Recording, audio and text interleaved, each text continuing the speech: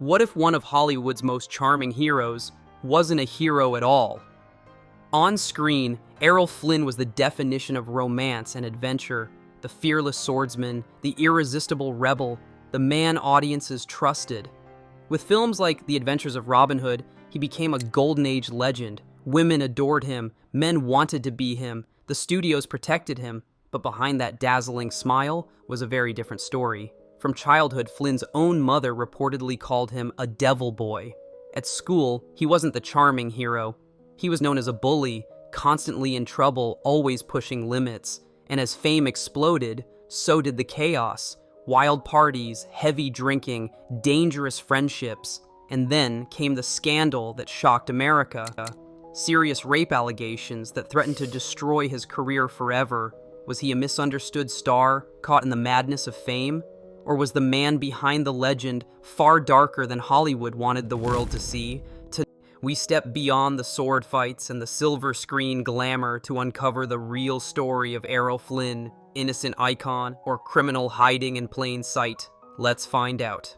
One of the greatest male seducers that ever lived was Errol Flynn, the actor. Bye, my lady. Robin! Yes? Then you do love me, don't you? Don't you? Long before Hollywood ever crowned him a swashbuckling legend, many who knew Errol Flynn compared him to a wild creature from his homeland, the fierce Tasmanian devil of Australia. Raised in the rugged landscapes of Tasmania, Flynn's childhood felt less like a nursery and more like an untamed frontier. His father filled their home with exotic animals, tigers pacing in enclosures, kangaroos bounding across the yard, possums clinging to the shadows. And young Errol seemed to belong more to them than to people. Yet beneath that adventurous beginning lay something far more painful. He clashed constantly with his mother, whose strict discipline often turned harsh. Frustrated by his restless spirit, she would call him the devil in a boy's clothing, as though she sensed the storm already brewing inside him. Feeling misunderstood and unwanted, Flynn eventually fled home, knocking on farmhouse doors and begging for work. A rebellious boy wandering the countryside, already chasing escape long before he ever chased fame. At school, Errol Flynn seemed determined to live up to every warning whispered about him. To hear the stories, one might imagine he came from chaos. Yet his father was a respected and well-to-do marine biologist whose career carried the family from Tasmania to England. There, young Flynn was placed in the refined halls of Southwest London College, a world of pressed uniforms and rigid discipline. But polished corridors could not tame him. His restless energy clashed with authority, pranks multiplied, classes were skipped, and patience wore thin. Eventually, the school showed him the door. Sent back to Australia in disappointment, he was enrolled in a Sydney boarding school where his reputation only darkened. He was branded a bully, surrounded by rumors and reckless choices, and before long another expulsion followed, this time for fighting. Looking back, it feels less like simple rebellion and more like a boy at war with expectations, already drifting toward the legend and the loneliness that would define him. Once he finally walked away from classrooms for good, Errol Flynn seemed to embrace a reckless kind of freedom. The rigid discipline of the 1920s school system had never suited him, so he chose instead to carve out his own path across Australia. He drifted through odd jobs, earning just enough to fund a restless, pleasure-seeking youth. In a local boxing gym, he discovered he had real talent. The ring gave shape to his wild energy and briefly earned him a reputation that felt almost respectable. There were flashes of stability, even an engagement to a young woman named Naomi, but nothing held him for long. At 17, he fell in with one of Sydney's infamous razor gangs, whose members carried blades instead of guns, and left their mark in brutal ways. It was a dangerous circle, one that mirrored the storm already brewing inside him. Then, lured by whispers of fortune, Flynn turned his gaze north. In 1926, he abandoned familiar shores for the promise of gold in New Guinea, chasing dreams of wealth through steamy jungles. It was less a plan than an escape, a young man running toward adventure and perhaps away from himself.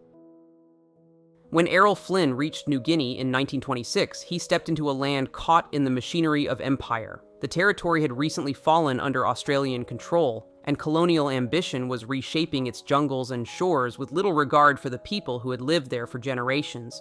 Flynn, still barely more than a boy, took whatever work came his way. Over time, he drifted between roles: plantation overseer, boat captain, fisherman, even gold prospector, each job binding him more tightly to the colonial system that profited from the island's riches. One of his most troubling duties was serving as a recruiter. He would trek deep into remote regions, seeking out indigenous villages and persuading young men to sign on as indentured laborers for Australian-run plantations and mines. To some, it was an opportunity. To others, coercion wrapped in charm. In quieter hours, Flynn swam in warm waters, read the classics, played sports, and indulged in reckless romances with the lonely wives of fellow expatriates. Yet even that feverish freedom carried consequences. A severe bout of gonorrhea ultimately forced him to leave the island, his tropical adventure ending not in triumph, but in illness and uneasy memory.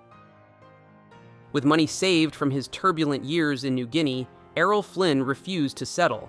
Instead, he and a similarly restless doctor friend set off on a wandering odyssey that felt more like a dare than a plan.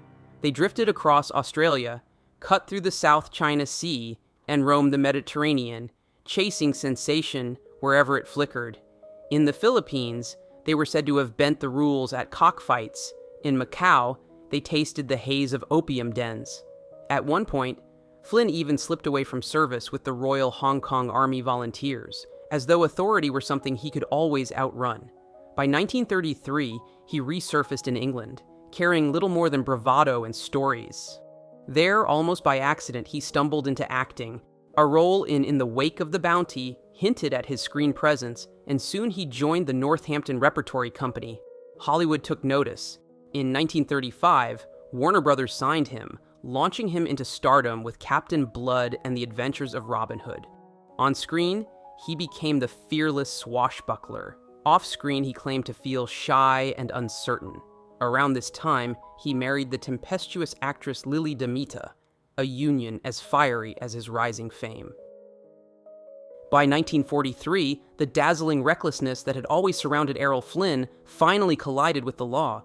For years, Hollywood gossip columns had whispered about his appetite for youth and danger, but that summer, the rumors hardened into criminal charges.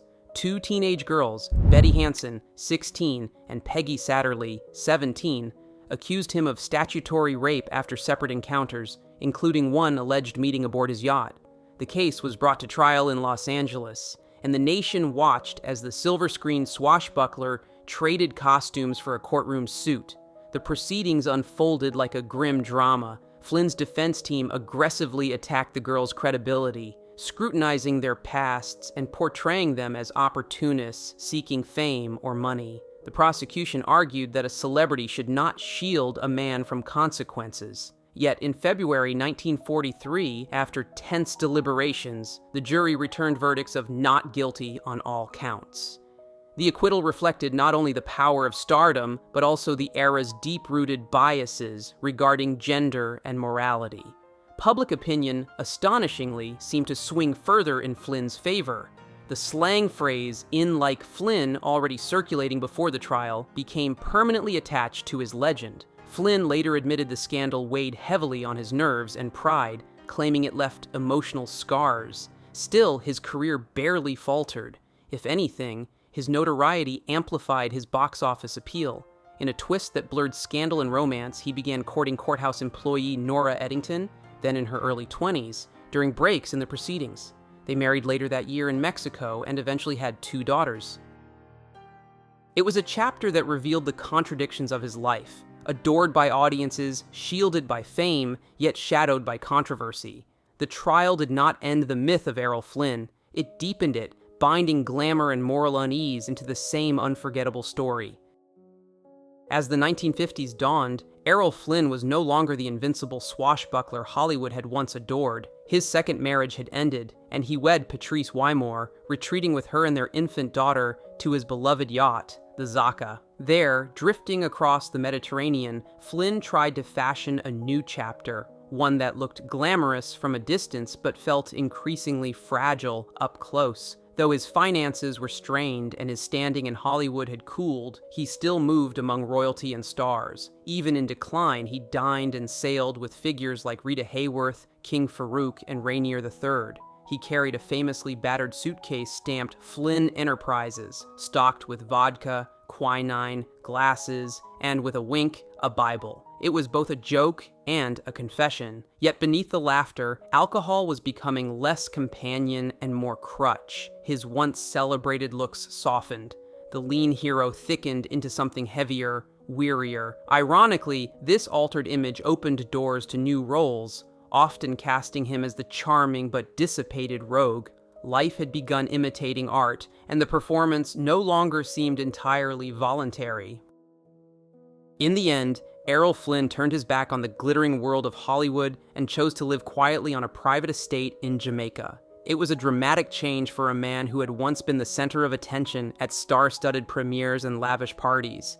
By this point in his life, his third marriage had fallen apart, and his children were growing up far away from him in America, a distance that was emotional as much as it was geographical. Flynn was not living alone, however. Beverly Adland, a young woman who was still a teenager when their relationship began, stayed loyally by his side, but the years of heavy drinking had quietly done their damage. His body, once the picture of rugged strength and vitality, had grown fragile and worn. The man who had made audiences believe he was truly invincible on screen was, in real life, running out of time. In October 1959, Flynn traveled to Vancouver, Canada, hoping to discuss the possibility of a new film project, a sign that even now, he hadn't fully let go of his career. But fate had other plans. He suffered a massive heart attack inside Beverly's apartment and died, just 50 years old. The world lost him quietly, without fanfare, in a city far from the studio lots where he had become a legend.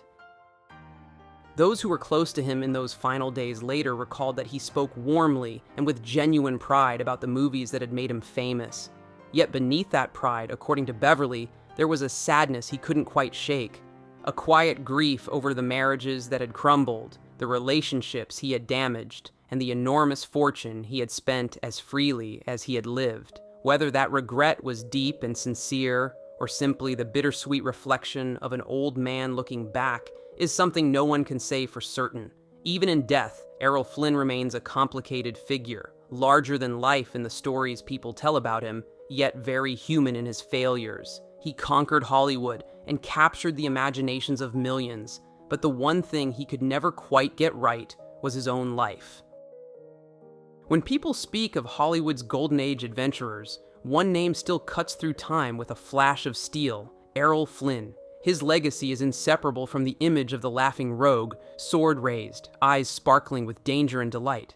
At a time when the world was weighed down by depression and war, Flynn offered audiences escape, not just into fantasy, but into a kind of fearless romanticism that felt almost rebellious.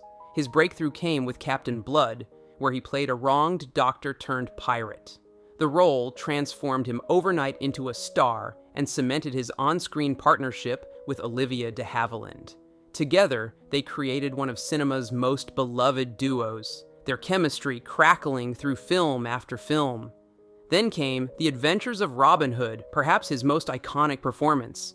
Clad in green tights, leaping across banquet tables and swinging from castle walls, Flynn didn't just play Robin Hood, he embodied the myth.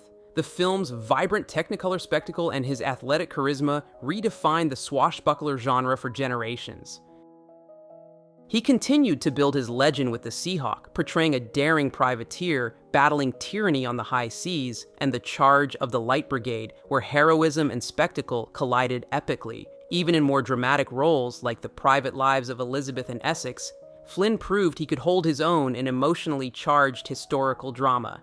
Yet his legacy is not only about swords and sailing ships. He helped define a cinematic archetype: the charming outlaw, the flawed hero who wins hearts through daring rather than virtue. His performances were marked by physical grace, quick wit, and an ease before the camera that made danger look like sport. Many later stars, from action heroes to romantic leads, borrowed from the blueprint he created. Of course, his personal scandals have long complicated his reputation, but even critics acknowledge that on screen, Flynn possessed something rare: a sense of joy in movement, in adventure, in living boldly.